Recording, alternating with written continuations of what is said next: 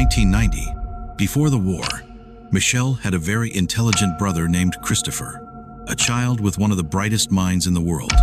The two were very close until the war against the robots began. Welcome to Random Recaps. In this video, I'm going to recap the movie. In 1955, Walt Disney created robots to promote his amusement park. But sooner rather than later, they started being mass-produced and became the backbone of the global workforce, doing the jobs humans didn't want to do. For years, the robots never complained, but one day they got tired, and chaos ensued. They started with marches in favor of robot rights, led by Mr. Peanuts.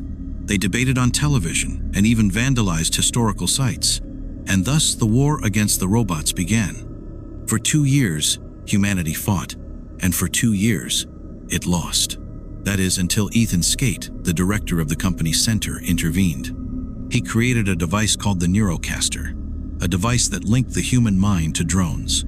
And that's what humans use to fight the robots. And so, they won the war. Mr. Peanuts signed the peace treaty with the President of the United States and Ethan Skate. Center created a containment zone for the rebel robots. And then, after some time, they distributed the Neurocasters worldwide for personal use, allowing humans to control drones, turning the world into a place dependent on them, where humans spent more time in the virtual world than in the real one. Because the Neurocaster let you be in any virtual place you wanted while using the drone for your tasks. In 1994, after the war, Michelle, now an orphan, lives in a foster home. Well, she has lived in many homes but always escapes, which is why the state put a monitor on her. Her parents and brother died in a car accident. The world has become dependent on the Neurocaster. Practically everyone uses it for everything, and everyone has one. But Michelle refuses to use it because she prefers to stay in reality. One night, she is awakened by a noise and, upon going out to see, realizes there's a robot outside. Scared, she hides in her room, but the robot enters and finds her. It tries to say something, and Michelle fixes its voice programming so it can speak. But since the robot is based on the character Cosmo from a television series she used to watch with her brother, it can only say phrases from that character. There's trouble on the moon. Robot points to the photo with her brother and asks to team up. Michelle doesn't want to listen and tries to kick the robot out. At that moment, Ted, the guy who takes care of her, wakes up angry, telling Michelle to get the robot out. The robot makes a gesture they used to do with her brother and protects her from Ted. But Ted threatens to report both of them until Michelle immobilizes him and escapes with the robot. The robot removes her monitor and they head to the rest area of the Battle of Fort Hull. There, Michelle realizes that the robot is actually her brother Christopher, who seems to be controlling the robot remotely and used it to find his sister. He tells her that he's not doing well and points to Center as the place where he is. But Center is all over the world, so Michelle asks for an exact location. He doesn't know exactly where he is, but he does know that a doctor who wears glasses knows where his body is. Michelle remembers that doctor because he was the one who told her that her brother had died. The robot tells her that the doctor is in the middle of the exclusion zone, the zone where they press the robots. Since Ted received artifacts from the exclusion zone, she decides to go to the address where the artifacts were sent to contact the smuggler, who sent them things from there. So, the two travel together to New Mexico, and there they find the smuggler named Keats, a former military man who fought in the war against the robots and now lives by smuggling things from the exclusion zone, along with his robot friend Herman. Michelle and the robot sneak into his truck, which takes them to Keats' hideout near the exclusion zone. Keats and Herman realize that Michelle and the robot infiltrated their hideout. She tells them they sneaked in to enter the exclusion zone, but Keats suggests not going because of the danger to her. At that moment, they realize someone followed Michelle, so Herman and the robot hide. The person who followed her is Colonel Marshall, known for taking down several robots in the war, who followed Michelle to arrest her for assault, car theft, and protecting a robot. Holy crap. Herman tries to neutralize him but fails. The Colonel tries to finish off the robots, but she hits him and turns off the light to hide from him. Keats shoots at him, but that doesn't help. In the end, Michelle pretends to surrender so that Herman can neutralize the Colonel for a moment, and they can escape to the exclusion zone. But the Colonel manages to escape the trap quickly, preventing the others from escaping. The robots fight with him until Michelle defeats him with a construction machine, causing the place to collapse, and they get trapped in the zone.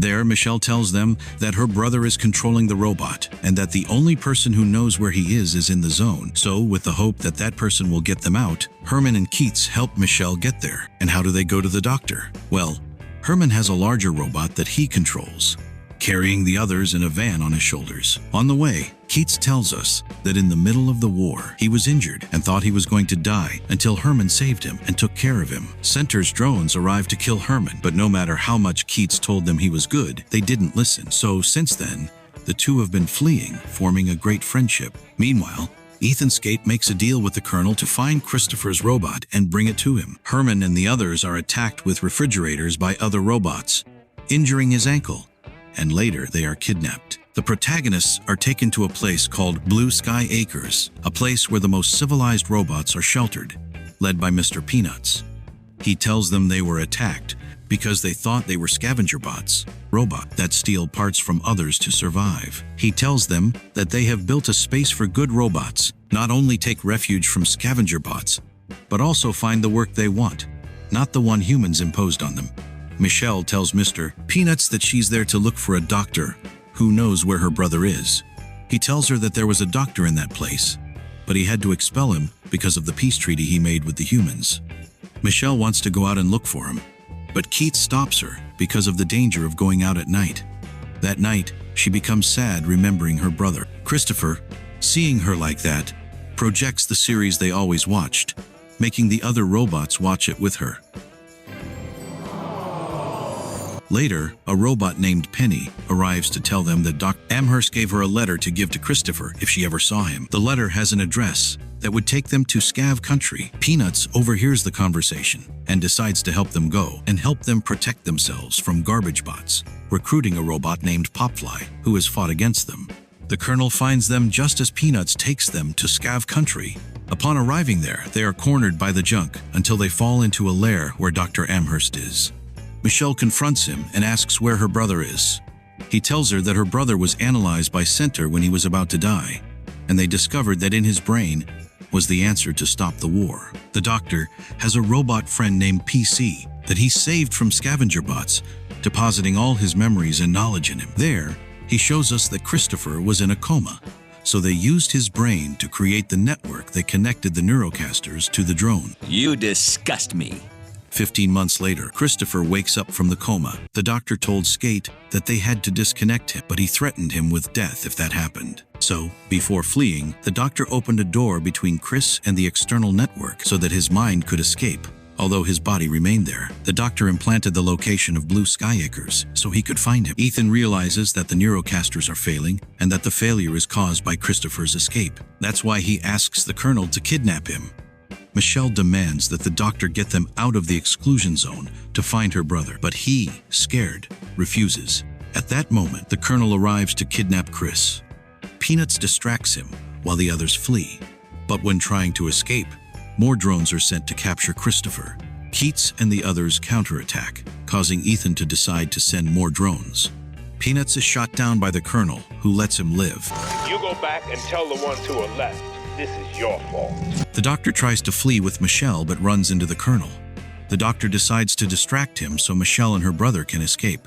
According to the rules, the Colonel cannot kill humans, but Ethan doesn't care, so he shoots. In the end, they manage to kidnap Christopher and leave the entire place that the civilized robots had created in ruins. Chris is taken to Center's facilities, where they keep his body in a vegetative state. The Colonel gets angry with Ethan for shooting the doctor and realizing that what he was sent to hunt was not a robot but a child. Ethan explains that thanks to Chris, the war ended and they need him for the neurocaster to continue functioning perfectly. There's a chance that you might not be right in the head. Michelle feels hurt for losing her brother again, but Keats encourages her and supports her to go save her brother. So they ask PC to tell them how to get out of the zone and also give them access to Center to save her brother. Peanuts refuses to continue fighting, but Michelle convinces him that this time humans and robots will fight against the real enemy. So together, they prepare to save Chris and disconnect Center's network forever. The team arrives at Center's facilities, where Herman now controls a giant robot to handle an even larger robot. He throws cars at the building, causing Ethan to send drones to stop him. This distracts them so Michelle and PC can enter the building. The drones manage to bring down Herman, but don't worry, he still has a giant robot inside the giant robot. So Herman, along with Keats, runs until they reach a point where the other robots attack the drones.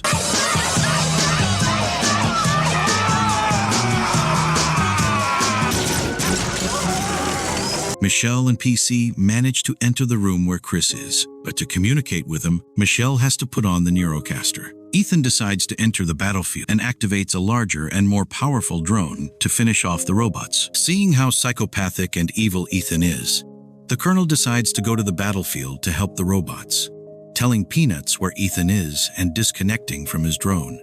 Michelle puts on the Neurocaster and finds her brother's consciousness. He blames himself for making the world what it is and says it's impossible to get out of there because if they take him out, yes, the network will fall. But since he has a symbiotic connection with Center, his body won't resist either. Since Center can keep him like this for years and use him as they please, Chris has no choice but to ask his sister to let him die. Meanwhile, Herman and Keats fight with Ethan, who destroys the last giant robot Herman had, injuring Keats. So, his friend fights to protect him. At that moment, he is informed that there are intruders in Chris's room, and when he was going there, Mr. Peanuts appears. When Keats wakes up, he finds Herman injured until... Damn right.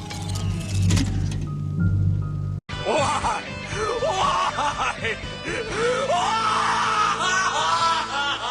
Michelle doesn't want to disconnect her brother and tells him to flee to another robot. But the problem is that Center didn't leave another way out.